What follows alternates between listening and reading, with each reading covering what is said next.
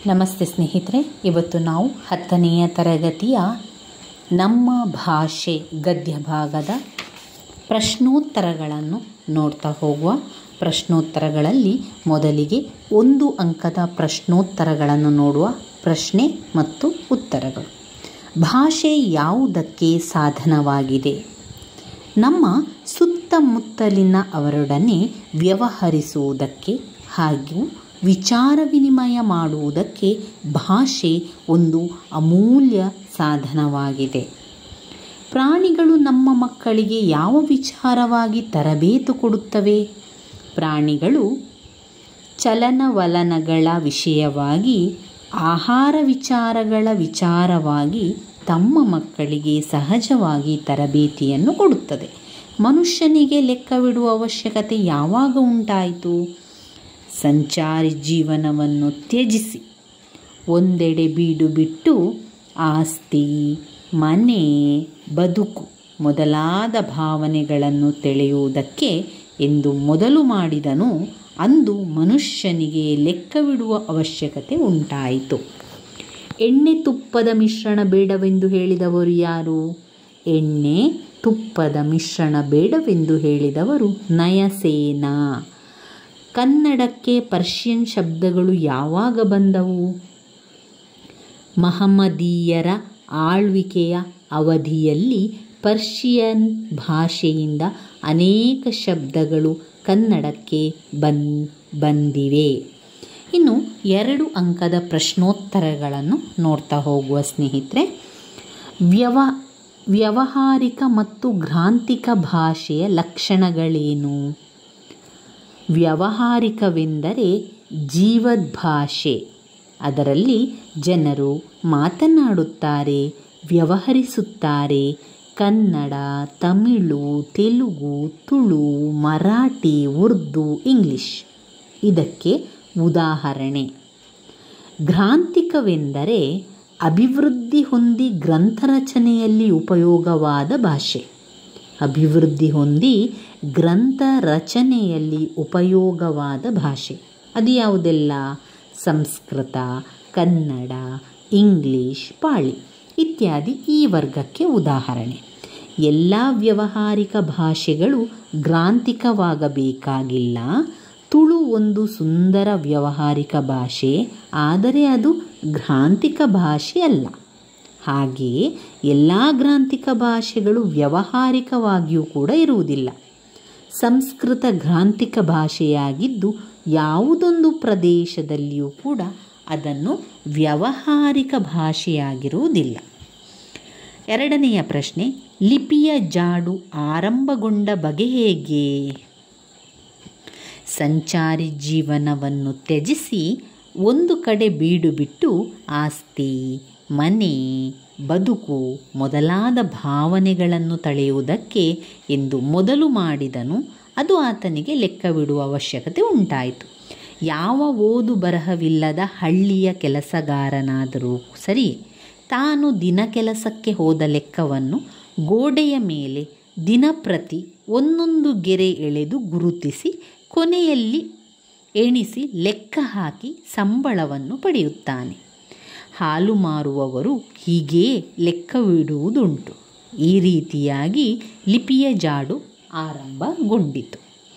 ಲಿಪಿಯ ಮೂಲಕ 3ನೆಯ ಪ್ರಶ್ನೆ, ಲಿಪಿಯ ಮೂಲಕ ಜ್ಞಾನ ಭಂಡಾರ ಯಾವ ರೀತಿ ಭದ್ರವಾಯಿತು? ಮಾನವನಿಗೆ ಬಿಡುವು ಹೆಚ್ಚಿದಂತೆ ಜೀವನದ ಸೌಕರ್ಯಗಳನ್ನು ವಿಶಿಷ್ಟ ಮೇಧಾಶಕ್ತಿಯಿಂದ ಅಭಿವೃದ್ಧಿಗೊಳಿಸುತ್ತಾ ಹೋದಂತೆ ತನ್ನ ಆಗುಹೋಗುಗಳನ್ನು, ಸುಖ ದುಃಖಗಳನ್ನು ಕಾವ್ಯರೂಪಕ್ಕೆ ಇಳಿಸುವ ಮಾರ್ಗವನ್ನು ಕಂಡುಕೊಂಡಿರಬೇಕು. ಸಾಹಿತ್ಯ ವಿವಿಧ ರೂಪದಲ್ಲಿ ಬೆಳೆದಿರಬೇಕು. ಲೆಕ್ಕಪತ್ರಗಳನ್ನಿಡಲು ಉಪಯುಕ್ತವಾದ ಮೂಲ ಲಿಪಿಯನ್ನು ಮತ್ತಷ್ಟು ಪರಿಷ್ಕರಿಸುತ್ತಾ ಸುಂದರವಾದ ಸಾಹಿತ್ಯ ಕೃತಿಗಳನ್ನು ಬರೆದಿಡುವುದನ್ನು ಮಾನವ ಕಲಿತುಕೊಂಡ. ಆ ಲಿಪಿಯ ಮೂಲಕ ಪರಂಪರೆಯಿಂದ ಬಂದ ಎಷ್ಟೋ ವಿಷಯಗಳನ್ನು ಬರೆದಿಡಲು ಸಾಧ್ಯವಾಯಿತು. ಆ ಮೂಲಕ ಜ್ಞಾನ ಭಂಡಾರ ಭದ್ರವಾಯಿತು. 4ನೆಯ ಪ್ರಶ್ನೆ, ಕನ್ನಡ ಭಾಷೆ ಹದಗೊಂಡದ್ದು ಹೇಗೆ? ಅನೇಕ ಕವಿಗಳು ಕನ್ನಡ ಅಭಿವೃದ್ಧಿ ಹೊಂದಬೇಕಾದರೆ ಕನ್ನಡ ಪದಗಳ ಬಳಕೆ ಹೆಚ್ಚಾಗಬೇಕೆಂದು ಸಾರಿದ್ದಾರೆ. ಅಂತಹವರ ವಾಣಿಯಿಂದ ಕನ್ನಡದ ವೀಣೆ ಮೃದು ಮಧುರವಾಗಿ ಮಿಡಿಯಿತು. ಮುಂದೆ ಬಸವೇಶ್ವರ, ಅಲ್ಲಮ್ಮ ಪ್ರಭುಗಳಂತಹ ಶರಣವರೇಣ್ಯರು, ಚಾಮರಸ, ಕುಮಾರವ್ಯಾಸರಂತಹ ಕವಿಪುಂಗವರು, ಪುರಂದರದಾಸ, ಕನಕದಾಸರಂತಹ ದಾಸಶ್ರೇಷ್ಠರು ಸುಲಭ ಮಾರ್ಗವನ್ನೇ ತುಳಿದರು. ತಮ್ಮ ತಮ್ಮ ಅನುಭವ ಸಾರವನ್ನು ಸುಲಭವೂ ಸುಂದರವೂ ಸಹಜವೂ ಆದ ಮಾತುಗಳಿಂದ ಹೃದಯ ಮುಟ್ಟುವಂತೆ ಅಭಿವ್ಯಕ್ತಪಡಿಸಿದರು. ಹೀಗೆ ಕನ್ನಡ ಭಾಷೆ ಹದಗೊಂಡಿತು. ಆಂಗ್ಲ ಭಾಷೆ ವಿಶ್ವವ್ಯಾಪಿಯಾಗಲು ಕಾರಣವೇನು? 5ನೆಯ ಪ್ರಶ್ನೆ, ಆಂಗ್ಲ ಭಾಷೆ ವಿಶ್ವವ್ಯಾಪಿಯಾಗಲು ಕಾರಣಗಳೇನು? ದೇಶ ವಿದೇಶಗಳ ಭಾಷೆ ಹಾಗೂ ಸಾಹಿತ್ಯ ಸಂಸ್ಕೃತಿಯನ್ನು ಆಂಗ್ಲ ಪಂಡಿತರು ಮುಕ್ತ ಮನಸ್ಸಿನಿಂದ ಅಭ್ಯಸಿಸಿದರು. ತನ್ಮೂಲಕ ತಮ್ಮ ಭಾಷೆ ಮತ್ತು ಸಾಹಿತ್ಯವನ್ನು ಹಿಗ್ಗಿಸಿದರು, ಅರಳಿಸಿದರು.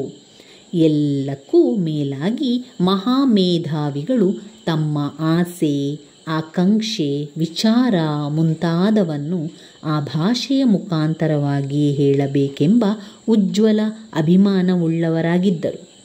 ಆಂಗ್ಲ ವಿಜ್ಞಾನಿಗಳು, ರಾಜಕಾರಣಿಗಳು, ಅರ್ಥಶಾಸ್ತ್ರಜ್ಞರು ಹೀಗೆ ಎಲ್ಲರೂ ತಮ್ಮ ಭಾಷೆಯನ್ನೇ ಬಳಸಿದುದರ ಪರಿಣಾಮವಾಗಿ ಆಂಗ್ಲ ಭಾಷೆ ಬೆಳೆದು ವಿಶ್ವವ್ಯಾಪಿಯಾಯಿತು. ಇನ್ನು 4 ಅಂಕದ ಪ್ರಶ್ನೋತ್ತರಗಳನ್ನು ನೋಡುವ. 8-10 ವಾಕ್ಯಗಳಲ್ಲಿ ಉತ್ತರಿಸುವಂಥದ್ದು. 1. ಭಾಷೆ ಸತ್ವಪೂರ್ಣವಾಗಿ ವಿಕಾಸಗೊಳ್ಳುವುದು ಯಾವಾಗ? ಒಂದು ಭಾಷೆ ಸತ್ವಪೂರ್ಣವಾಗಬೇಕಾದರೆ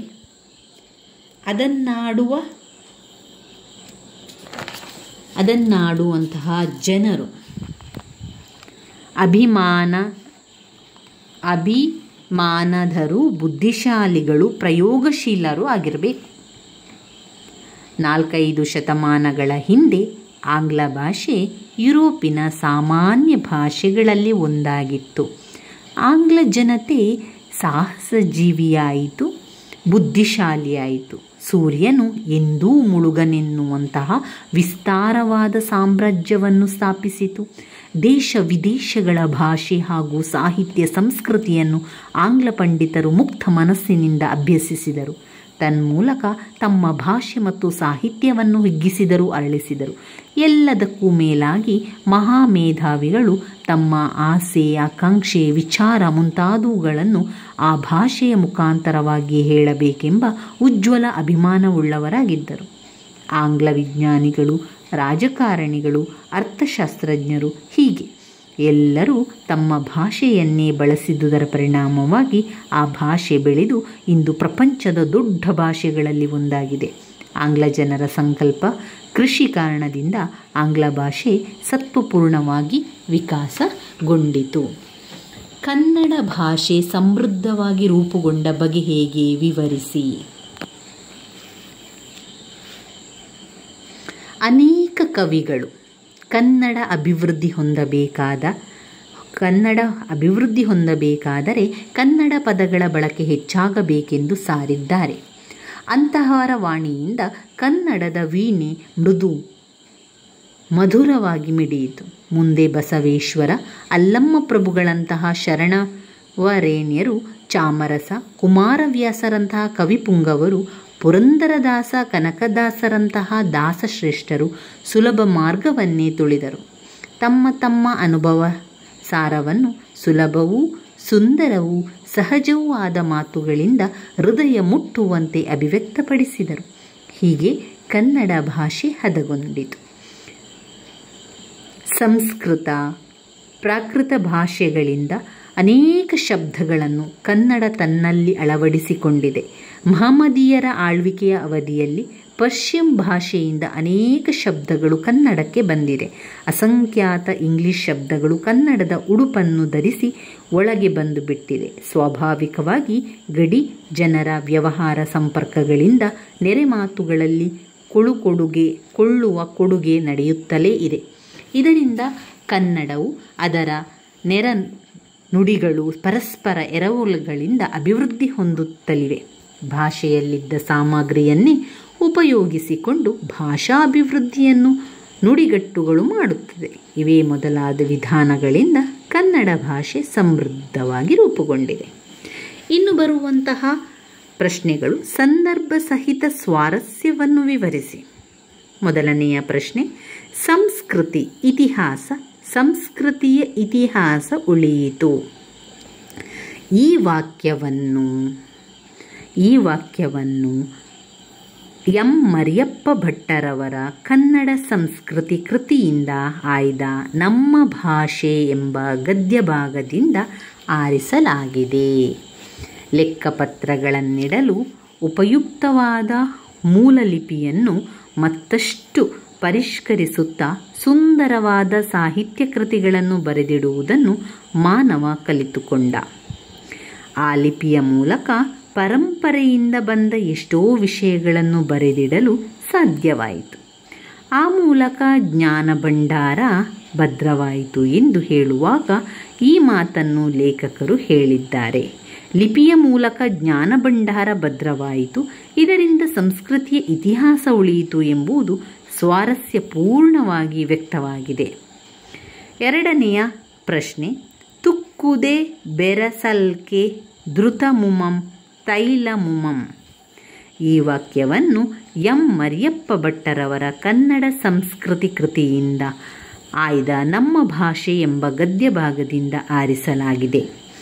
ಕನ್ನಡಕ್ಕೆ ಬಹಳ ಪ್ರಾಚೀನ ಕಾಲದಿಂದಲೂ ಸಂಸ್ಕೃತದ ಪೋಷಣೆ ದೊರೆಯುತ್ತಾ ಬಂದಿದೆ. ವೈದಿಕ ಹಾಗೂ ಜೈನ ಧಾರ್ಮಿಕ ತತ್ವಗಳನ್ನು ಕನ್ನಡದಲ್ಲಿ ವಿವರಿಸಬೇಕೆಂಬ ಅಭಿಲಾಷೆಯಿಂದ ಅನೇಕ ಪಂಡಿತರು ಉತ್ತಮ ಕಾವ್ಯಗಳನ್ನು ರಚಿಸಿದರು. ಆದರೆ ಅವರಲ್ಲಿ ಅನೇಕರು ಕನ್ನಡವನ್ನು ಸಂಸ್ಕೃತವನ್ನಾಗಿ ಮಾಡಿಬಿಟ್ರು. ಕನ್ನಡ ಮಾತ್ರ ತಿಳಿದವರಿಗೆ ಅದರ ರಚನೆ ಕಬ್ಬಿಣದ ಕಡಲೆಯೇ ಆಯಿತು. ಅವರ ಉದ್ದುದ್ದ ವಾಕ್ಯಗಳಲ್ಲಿ ಎಲ್ಲ ಸಂಸ್ಕೃತ ಶಬ್ದಗಳೇ, ಒಂದು ಕ್ರಿಯಾಪದ ಮಾತ್ರ ಕನ್ನಡದಲ್ಲಿರುತ್ತಿತ್ತು. ಇಂತಹ ಪರಿಸ್ಥಿತಿಯನ್ನು ಗಮನಿಸಿದ ನಯಸೇನ ಈ ಮಾತನ್ನು ಹೇಳಿದ್ದಾರೆ: ನಮಗೆ ತುಪ್ಪವೂ ಬೇಕು, ಎಣ್ಣೆಯೂ ಬೇಕು, ಸಂಸ್ಕೃತವೂ ಬೇಕು, ಕನ್ನಡವೂ ಬೇಕು, ಆದರೆ ಎಣ್ಣೆ ತುಪ್ಪದ ಆಸ್ವಾದ ಮಿಶ್ರಣ ಬೇಡ ಎಂದು ನಯಸೇನ ಕವಿ ಸ್ವಾರಸ್ಯಪೂರ್ಣವಾಗಿ ಹೇಳಿದ್ದಾರೆ. ಮೂರನೆಯ ಸಂದರ್ಭ ಪ್ರಶ್ನೆ, ಸಿಗುರು ತೆಗೆದ ಕಬ್ಬಿಣಂತೆ ಉಷ್ಣ ಅಳಿದ ಹಾಲಿನಂತೆ.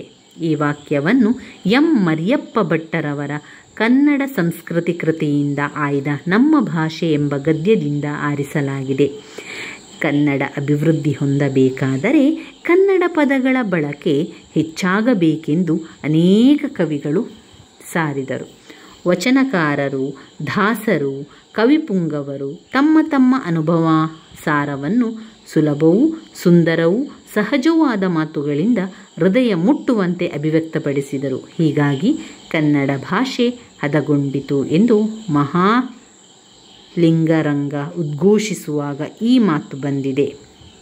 ಕನ್ನಡ ಭಾಷೆ ಸುಲಿದ ಬಾಳೆಯ ಹಣ್ಣಿನಂತೆ, ಸಿಗುರು ತೆಗೆದ ಕಬ್ಬಿಣಂತೆ, ಉಷ್ಣ ಅಳಿದ ಹಾಲಿನಂತೆ ಸುಲಭವೂ ರುಚಿಯುಳ್ಳದ್ದೂ ಆಗಿದೆ ಎಂಬ ಕವಿ ಮಹಾಲಿಂಗರಂಗರ ಮಾತು ಸ್ವಾರಸ್ಯಪೂರ್ಣವಾಗಿ ವ್ಯಕ್ತವಾಗಿದೆ. ಒಬ್ಬ ತಾಯಿಯ ಗಾನದ ಶ್ರುತಿಯಂತೆ. ಈ ವಾಕ್ಯವನ್ನು ಎಂ ಮರಿಯಪ್ಪ ಭಟ್ಟರವರ ಕನ್ನಡ ಸಂಸ್ಕೃತಿ ಕೃತಿಯಿಂದ ಆಯ್ದ ನಮ್ಮ ಭಾಷೆ ಎಂಬ ಗದ್ಯಭಾಗದಿಂದ ಆರಿಸಲಾಗಿದೆ. ಸ್ವಭಾಷೆಯನ್ನು ಪ್ರೀತಿಸಬೇಕು, ಗೌರವಿಸಬೇಕು, ಬೆಳೆಸಬೇಕು ಎಂದರೆ ಅನ್ಯ ಭಾಷೆಗಳನ್ನು ತಿರಸ್ಕರಿಸಬೇಕು ಎಂದು ಅರ್ಥವಲ್ಲ. ಭಾಷೆಗಳಲ್ಲಿ ಮೇಲು ಕೀಳೆಂಬುದಿಲ್ಲ. 4 ಜನ ಮಾತನಾಡುತ್ತಿದ್ದ ಭಾಷೆಗೂ 40 ಲಕ್ಷ ಜನ ಮಾತನಾಡುತ್ತಿದ್ದ ಭಾಷೆಗೂ ಸತ್ಯ ಹಾಗೂ ಸತ್ಯ ದೃಷ್ಟಿಯಿಂದ ಅಂತರವೇ ಇಲ್ಲ. ಎಲ್ಲ ಭಾಷೆಗಳು ಅಷ್ಟೇ ಎಂದು ಹೇಳುವಾಗ ಈ ಮಾತು ಬಂದಿದೆ. ಭಾರತೀಯರಾದ ನಾವು ನೆರೆಹೊರೆಯ ಭಾಷೆಗಳನ್ನು ದ್ವೇಷಿಸದೆ ನಮ್ಮ ಭಾಷೆಗಳನ್ನು ಗೌರವಿಸಿ, ಪ್ರೀತಿಸಿ, ಅಭಿವೃದ್ಧಿಗೊಳಿಸಿದರೆ ದೇಶದ ಸಂಸ್ಕೃತಿ ಮುಂದುವರಿಯುತ್ತದೆ ಎಂಬ ಲೇಖಕರ ಮಾತು ಸ್ವಾರಸ್ಯಪೂರ್ಣವಾಗಿ ವ್ಯಕ್ತವಾಗಿದೆ. ಇನ್ನು ಭಾಷಾಭ್ಯಾಸಗಳಿದೆ. ಬಿಟ್ಟಿರುವ ಸ್ಥಳಗಳನ್ನು ಸೂಕ್ತ ಪದಗಳಿಂದ ತುಂಬಿಸಿ. ಭಾಷೆ ಇದ್ದು ಅದರ ಡ್ಯಾಶ್ ಕುಡಿದು ಅರಗಿಸಿಕೊಳ್ಳದ ವ್ಯಕ್ತಿ ಜಂತುವೇ ಸರಿ. ಭಾಷೆ ಇದ್ದು ಅದರ ಪೀಯೂಷವನ್ನು ಕುಡಿದು ಅರಗಿಸಿಕೊಳ್ಳದ ವ್ಯಕ್ತಿ ಜಂತವೇ ಸರಿ. ಕನ್ನಡಕ್ಕೆ ಬಹಳ ಪ್ರಾಚೀನ ಕಾಲದಿಂದಲೂ ಸಂಸ್ಕೃತದ ಪೋಷಣೆ ದೊರೆಯುತ್ತಾ ಬಂದಿದೆ. ಕನ್ನಡ ಡ್ಯಾಶ್ ಭಾಷಾ ವರ್ಗಕ್ಕೆ ಸೇರಿದೆ. ಕನ್ನಡವು ದ್ರಾವಿಡ ಭಾಷಾ ವರ್ಗಕ್ಕೆ ಸೇರಿದೆ. 4. ಇಂಗ್ಲಿಷ್ ಶಬ್ದಗಳು ಡ್ಯಾಶ್ ಉಡುಪನ್ನು ಧರಿಸಿ ಒಳಗೆ ಬಂದು ಬಿಟ್ಟಿದೆ. ಇಂಗ್ಲಿಷ್ ಶಬ್ದಗಳು ಕನ್ನಡದ ಉಡುಪನ್ನು ಧರಿಸಿ ಒಳಗೆ ಬಂದು ಬಿಟ್ಟಿದೆ. 5ನೇದು ನಮ್ಮ ಭಾಷೆ ಗದ್ಯ ಭಾಗದ ಅಕರ ಗ್ರಂಥ ಡ್ಯಾಶ್ ಕನ್ನಡ ಸಂಸ್ಕೃತಿ ಪ್ರಬಂಧ ಸಂಕಲನ. ಹೊಂದಿಸಿ ಬರೆಯುವುದಿದೆ. ವ್ಯಾವಹಾರಿಕ ಎನ್ನುವಂಥದ್ದು ಶ್ರವಣ, ದಾಸರು, ಕೀರ್ತನೆಗಳು, ದಿವಾನ, ಅನ್ಯದೇಶ, ಗ್ರಾಂಥಿಕ, ಚಾಕ್ಷುಷ, ಶಿವಶರಣರು, ವಚನಗಳು. ನನ್ನ ವಿಡಿಯೋಸ್ ಎಲ್ಲ ನಿಮಗೆ ಇಷ್ಟ ಆಗ್ತಾ ಇದ್ದರೆ ಲೈಕ್ ಕೊಡಿ, ಶೇರ್ ಮಾಡಿ, ಸಬ್ಸ್ಕ್ರೈಬ್ ಮಾಡಲಿಕ್ಕೆ ಮರಿಬೇಡಿ ಸ್ನೇಹಿತರೆ. ಧನ್ಯವಾದಗಳು.